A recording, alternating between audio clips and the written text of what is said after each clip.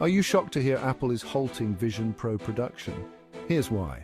Apple's Vision Pro, the $3,500 mixed reality headset, is facing production cuts due to underwhelming sales. Originally aimed at early adopters, the high price and limited apps have not captivated the masses. In fact, sources say production will halt by November, with only 370,000 units sold this year. Apple has enough parts to make up to 600,000 units, but suppliers stopped new production since May. CEO Tim Cook admits it's not for the mass market yet, but a more affordable version around $2,000 is in the works. Meanwhile, competitors like Meta are thriving, selling nearly 3 million of their Quest 3 headsets priced at just $299. Apple's focus remains on quality over speed, but the Vision Pro's future is in question. Will a cheaper model turn the tide? Stay tuned.